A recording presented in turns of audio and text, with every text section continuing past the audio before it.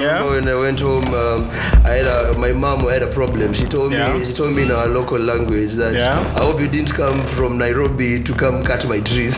So after graduating from the university, I was jobless. Yes. Just like the very many youth that come out of the university. And I think entrepreneurs and young businessmen out there should embrace this. Yes. Is eating your frog. Oh wow.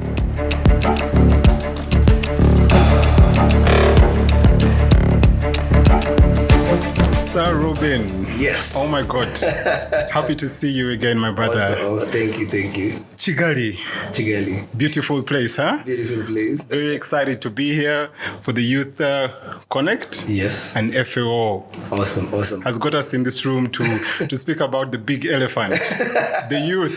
Amazing, yeah? Amazing. Good morning. Morning Straight to you. Kigali. I'm so happy to be in this Unmoderated podcast. Yeah. And it's going to be an amazing session. Pleasure. Awesome. So my name is James Ebuk. Yeah. Founder, CEO of Awelo Millers. Yes. We're a youth-led agro-processing enterprise based in Northern Uganda. We're adding value to sunflower. So we process sunflower vegetable oil, and we're working with 1,200 farmers in our network. Amazing. Yeah. My name is Robin Ndung'u. I'm a passionate farmer. Oh wow. A fisherman. Oh wow. A social entrepreneur.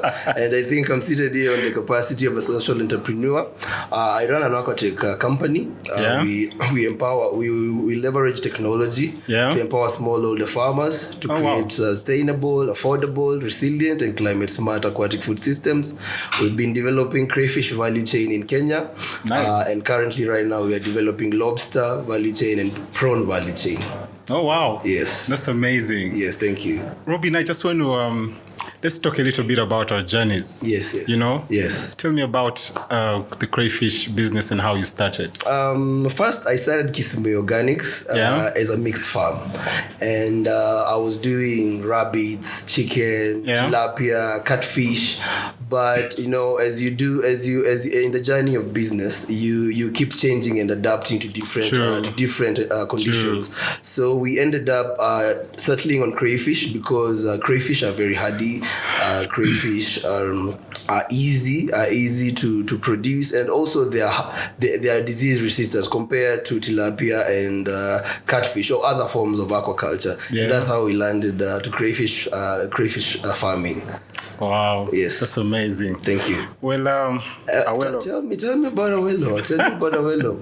Well, Awelo, our journey is very inspiring. Yes. Yeah. So I started out in the IT space, so after graduating from the university, I was jobless. Yes. Just like the very many youth that come out of the university. And then that whole period of trying to find a job was really, really hectic because you take your CV to offices here and there, and it's just, from the desk to the trash. So I had to think outside the box, and I thought to myself, what do I have to do? I have to get innovative. I have to get hands-on. Yes. So I got myself into aquaculture, and that's how the journey began. Amazing. I think this story is the same because I have an IT background. Oh wow. And the same story. I became jobless after campus, and I had to rethink, what can I do? How can I make my life, become something? And because I've been raised in a farm, so I had some skills in farming, and I told myself, let me go back to the farm from the city and try farming. And I tried it, slowly learning, and it eventually built up and what now Kisumeo Organics is. So I wanted to ask, what challenges have you faced during this journey? Well, it's crazy. It's crazy, if I must say. I remember there was a time that I was looking to scale, but I didn't have a why, right? Yeah. And you can imagine your why is like your biggest driving factor that pushes you in business.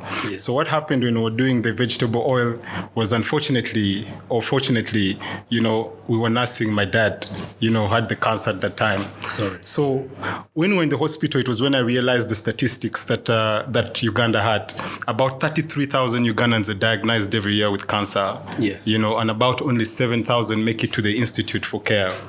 And you can imagine nearly 65% of these cases are consumer related. Yes. So when I understood the statistics and I realized, and I felt the pains emotionally, financially of nursing your person until you lose them, I started to think different.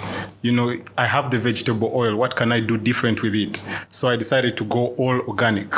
I decided not to add any chemical in the vegetable oil. Amazing. Yeah, it was, I said, what can I do different? I think that was the big question. And then I think that's the part about the innovativeness of entrepreneurship. Yeah. And that's what brings success to all the entrepreneurship stories. Yeah. I also had the same challenges, but my challenges were different. Yeah. I'm from a family of 4. Oh, yeah. All of them are graduates. I don't have sisters. I only have brothers. Okay. So, going back home, to the village from the city, you have a degree. Yeah. Everyone is looking at you, why don't you have a job? Your brothers have a job, and those challenges were really demoralizing, because I remember I went home with nothing because my first investment and money that I used to invest in the farm, I had to burn charcoal. Oh wow!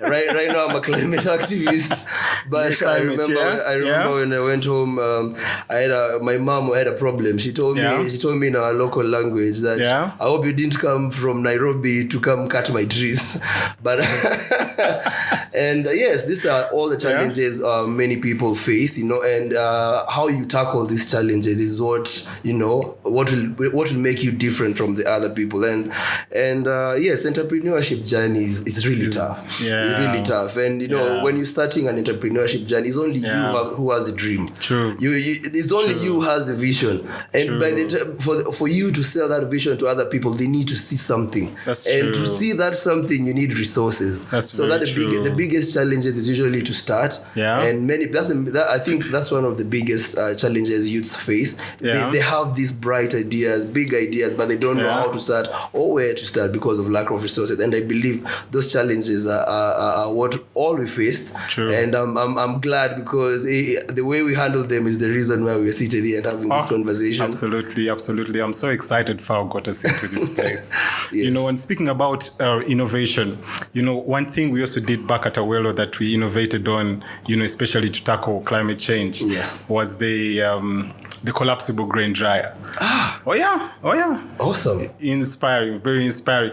And what was a game changer for the dryer was that it's able to dry grains in just 6 hours from previously 3 days. Yes. So you can imagine farmers have been going through a lot of challenges drying their grains. Yes. And then they have to store them. The poor storage creates all of the molding. The molding then builds the aflatoxins. And then these are things that we end up consuming. So the grain dryer came as a game changer. Amazing. So all this is technology. Very excited. Yes, and since we are both in agribusiness and agriculture space, the part that we created the innovation and what makes us different as Kisumeo Organics is that we're utilizing technology. We are using automated crayfish hatchery. Wow. Actually, we have the first and the only automated crayfish hatchery in Africa. Nice. So that has helped us, set ourselves apart and how different we are and how we're doing aquaculture. And that innovation has enabled us now to scale from not just from Kenya but to Lagos, Rwanda, and Tanzania, and we've been able to access bigger markets like China, Japan. Oh, that's amazing. Yes. Amazing. I wanted to ask, apart from the challenges that you faced as a business, how do you handle business and your personal life? I'm glad you asked that. Yeah. I think it goes down to the values, yes. And James, and personal business and personal life, it's hard to separate. To separate the two, because I think one of our core values is enterprise first. Yes. So everything we do, is Awelo first. We speak Awelo first. But every now and then, you try to lay low, reboot if you must, and just take a few moments and thank God for life every day. Awesome. Yeah. I think on the same, I would say, in the beginning it was very difficult for me, because when you're starting, you want to win, you want to make it work. Yeah. So, and it really took a toll on me and my family, and that's the sad part of this. And you keep telling yourself, I'm building and it's gonna make sense later. But right now in the space I am, I've come to realize you have to prioritize, because if you're not good, the business cannot be good. Definitely. Yes, we are intertwined. We are one and the same. Yeah. But you have to make sure you're good. You do the things you love, because Monday to Saturday, because agribusiness, the people are eating every day. So you can even Sunday we are working, but you have to create some small time for you. Do the things you love. Yeah. There's a time I think I sat down and asked myself, what do I like? What hobbies do I have? Because I realized I didn't have hobbies. And that's when I started now taking fishing seriously, because every one weekend for every month, I usually take my car, drive, have a go camp near a water body where I'll talk to the locals, because we're working with fishermen. So I'll talk to the locals, where is there a fish in this water body, and I'll go fish, just unwind, and not have phone, because your phone is always ringing, as a business person. I'm really glad, and I'm glad you mentioned that, because certain partners focus more on the business, and then I think FAO did it different. And in Uganda, they also focus on the entrepreneur. So it's you as Robin, they focus on you, and I think that's an opportunity to voice as unheard, because when you start to listen to the entrepreneurs, the entrepreneur starts to listen to the voices unheard. That is where the challenges are. That's the base. That's the base of which some of these innovations come into play. It's important. Very, very, very exciting, Robin. And I wanted to know, what would you advise, entrepreneurs who would love to join this space, agribusiness, from the experience you've had from the journey with Awelo? How would you advise them to go around it? Two things. One, you need to understand your why. And number two, you need to also understand that results take time. That's what very many people don't understand. You have to be patient for the Porsche. You have to be patient for the Porsche. The Prime Minister mentioned that yesterday. And then it's also about having the basic principles. I like to think of one as Kaizen. So Kaizen is doing it's a Japanese term. So it's just about doing little incremental steps of progress every day, and then you realize in the long term you've actually done a lot. So it's just that principle of just do small things every time, and accumulatively you'll be able to break even. Another one that really works for me, and I think entrepreneurs and young businessmen out there should embrace this, is eating your frog. Oh wow. Robin, the first thing I do in the morning, my daily way, is I look for the biggest task I have that day. The one that seems impossible to do, that's my biggest frog. So I will start with that when I'm fresh, and once I have that, I feel energized to get through the day. No, I understand this because I mostly am working with women and youth, the farmers we're working with, and they usually they usually assume that things just happened, and I usually advise them and tell them things take time. Yes, they do. Things take time, and you have to be patient. Absolutely. And the only thing I always say, you have to be persistent. Very persistent. And you have to push, and that's self-belief, because if the times I will be told, you're a graduate. What are you doing with rabbits? What are you doing with rabbits? What are you doing with this and that? At the farm, and that's self-belief. I will tell my mom, mom, this is my business. And I remember that. I remember the first time I was traveling because of the work, and she couldn't believe. She's like, this is the same work that I told you 2 years ago, this is going to work out eventually. So that self-belief is what makes you push every day, because, you know, people have advice, and that's you're human. Someone will come advice. They might not even be in the same space. They might not even have had experiences you have, but they'll give you advice. But you have to have that self-conviction, you know. You know, and on the same mode we are talking about, I wanted to ask you, what skills do you think have enabled you, you know, to bring Awelo to what it is right now? I think I think my skill, my digital skill, I think has played key in Awelo's development. You know, we've gotten to a point where we rely heavily on systems. Yes. You know, you need systems in place to get things done. You need systems in place for accountability. Yes. You know, it eases the work. I mean, we are in Kigali, we are enjoying beautiful Kigali, and work is still going on. Yes. And we're able to keep tabs on what is happening. I think just that for me is one of the big eyes there. Yeah. I agree. Great. And I think we are from the conversations we have, you know, we've had, apart from the, you know, the innovative part, all these are the innovative skills that we're utilizing, and that's one of the themes of Youth Connect this year. The youth. So, you know, yes, you have to be innovative, you have to be different. But at the same time, you have to validate different. You can be different and doing funny things. You have to be different, but you're different by something you can validate yourself, or it has been validated somewhere else. Yeah. Now that you even spoke about that, you're Robin. The challenge of the majority of the youth. Yes. Access to affordable finance. Yes. Wow. Yes. I need to hear you say on this, because everywhere it's the same story. You know, access to finance. It's the same story. You know, yes. I would say even there's one of the speakers yesterday during the open ceremony said, there are many youth with skills. Yes, there are many youth with skills. It's just how are these skills being put into use? You know. And from the question you've asked me about access to finance, because money makes everything move. You know. All these big dreams, all these plans youth have, they can only be implemented if they have access to the capacity to implement them.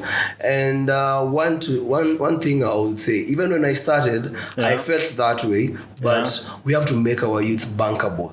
That's true. You know? That's very true. They have to be bankable, because wherever that money you want to come from, it needs to go back. Absolutely. It needs to go back, or you need to show value. You need to show value to it, and you need to show capacity to handle that money that you're asking. So yes, it was a painful process when I had to do it and prove that yes, I can handle it. Yes. But I believe there are many avenues and channels where youth can be prepared. They can be. I got into this. I got into this later.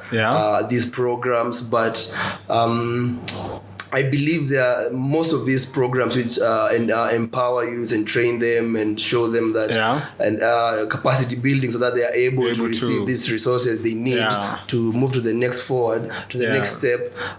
They are never known. If you're not on LinkedIn, you can never know there's a call for an accelerator. For an incubator somewhere, you know. And I believe yes, as a youth you need to be hungry. You need to know where this. But many youth ask me, how did you apply for these things? Where did you see them? You know. And I just think these opportunities need more visibility.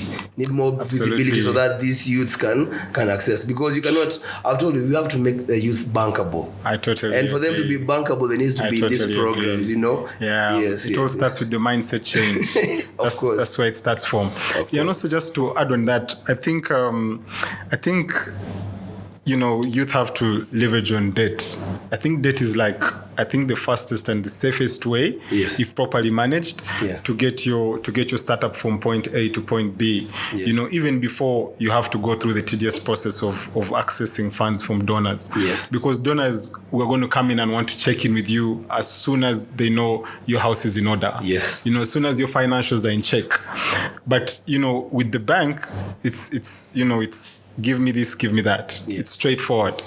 So I think it's just managing and leveraging on debt to get them to the first place they need to get to. True. Yeah. And from that, I would ask, what do you think? What is your opinion on the future of agribusiness and agriculture now that youth are being included in agribusiness? So I think first of all we're in the best generation thus far, right? Because there's a whole span of technology that has come in, and then there's so many places youth can be able to tap into, the whole value chain. Yes. There are nodes that they can, quickly lock into. Like I'll tell you for a fact, I didn't know that we'd have robots clean weeding gardens. I've seen I was amazed. I said, how did we get here so quickly? Yeah. So looking at it, and also the whole AI, I've seen they call the bots in the chicken business. Yes.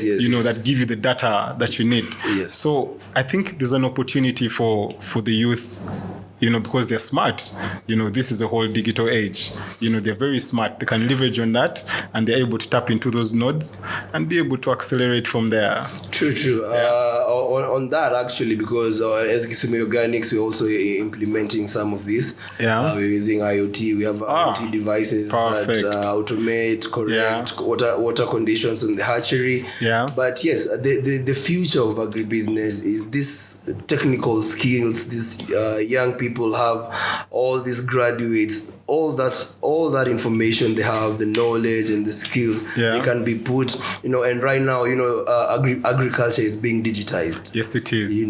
There's a lot of technology being used for production, and most universities nowadays offer IT courses aside other courses. So most graduates have IT skills, which and I believe that the future of agribusiness is in technology, and collaborations. Absolutely, because you cannot do it alone. No, you can't. You cannot do it. Even us, when we started, I wanted to have the biggest crayfish farm, but then I realized I cannot do it alone. You can't. I can't do it alone, and that's how I started working with farmers, because our farmers, we have around 150 farmers who are producing for us. Okay. And from our farmers, we're able to get quotas because we do bi-weekly exports. Yeah. So even more nowadays, most of what we're exporting is from the farmers who were franchised our crayfish business. Yeah. And yes. That's amazing.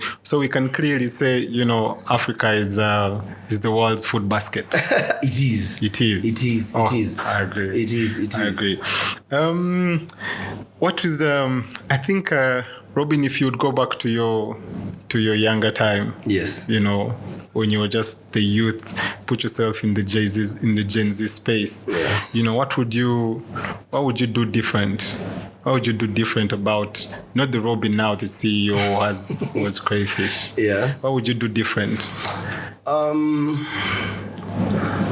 I would say I'll be more patient. Yeah.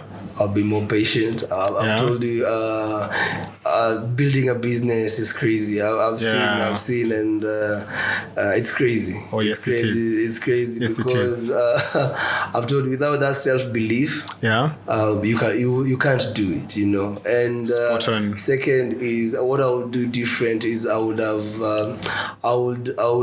prioritized the mental health first, because there's a time period that the business, the hustle and bustle of business really took a toll on me, and because I didn't prioritize that. I used to tell myself, I'm building, and it's gonna make sense. Yes, right now I'm enjoying the fruits, but I wish I would have been more patient. I was very hard on myself, but I think I had that internal pressure. I have a twin brother, so my twin brother was doing good. My big brothers are doing good, so that internal pressure, But I'm lucky it didn't go bad, but I wish I would have been more patient, and more kind to myself, to yourself, when I'm building the business. I think for me, it would be, what I would tell my younger self was, don't get comfortable. Yes.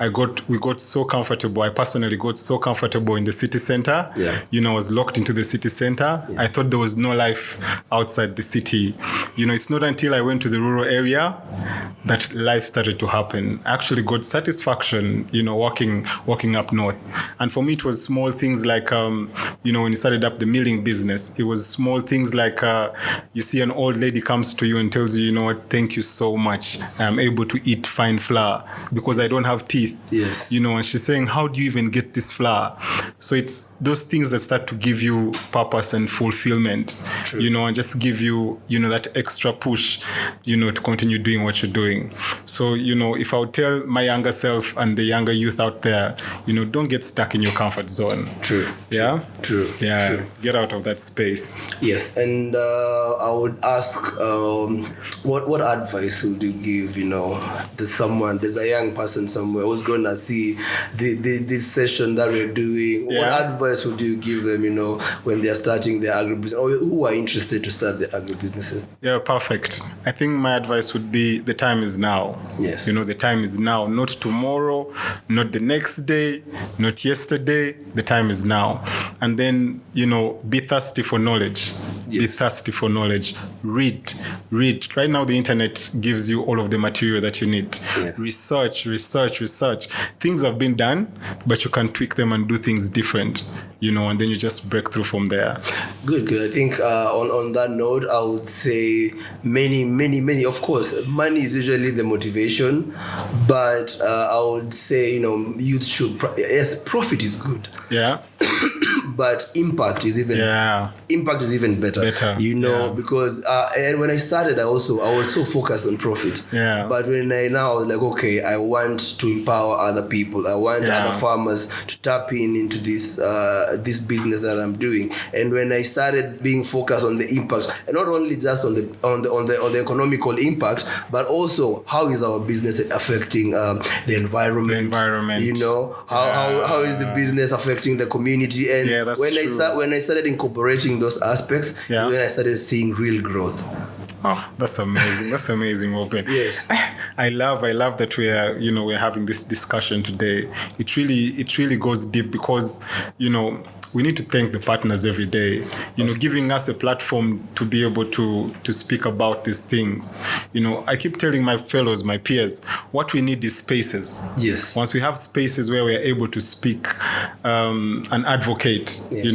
That's like the biggest tool to get them to listen to what we have to say. No, it's good. It's good because I remember last year when FAO called me. Yeah. And when the Youth Connect Summit was in Nairobi that time. Oh, wow, yeah. I was very excited. I was like, oh, these are people from UN calling me. And, they were trying, they had considered me. Yeah. And I was like, yes, this is good. Yeah. And the platform they're offering, and even this platform they've offered. Amazing. It's amazing. And having these conversations because these youths we want to empower, the youths who want to bring on board, this is what motivates them. Absolutely. They see this, then they see it's possible, it can be done. And yes, it's good. And I hope other partners will see this and they amplify and provide more spaces for youth like me and you so that they can put the voice out and show people that it's done and how it's done and it's possible. Oh, perfect. Yes. As we wrap up and conclude, where do you see you and your business in 5 years, 10 years to come? First is we've been expanding rapidly. Okay. For the past 2 years, we've covered. Actually, I'm so happy. I'm telling you, I'm so. This is an announcement. Okay. Announcement. Fire away. Because of the opportunity FAO gave us and brought us to Kigali, I was able to meet a client. And we locked in, and we're having a farm of Kisumeo Organics in Rwanda, and that's an amazing thing. Yeah. So we're expanding in Africa. We've already tapped China and Japan market, but we see ourselves reaching out to more the Asian market because that's the biggest market for seafood. Wow. Yes. Robin, big things cooking in your kitchen. God. Yeah. I think personally and for Awelo, we're looking, 2030 yes, to increase access to safe and nutritious foods by 20%. Yeah. That's top on our agenda. And then increase farmers' incomes, by about 40%, and while we're looking to push for adoption of our technology, yes, the collapsible drying technology, yes, I think that's where we see ourselves. Awesome. 2030. Awesome. And another thing is very good that you mentioned that is I need that dryer because we're adding value to our crayfish, and it's good to dry them organically. Please. Thank you so much, James, for this amazing session. Thank you so much, Robin. And we thank the partners, and we hope we'll have more spaces like this. Definitely. Karibuni? Say karibuni sana? Karibuni sana. Perfect. Thank you.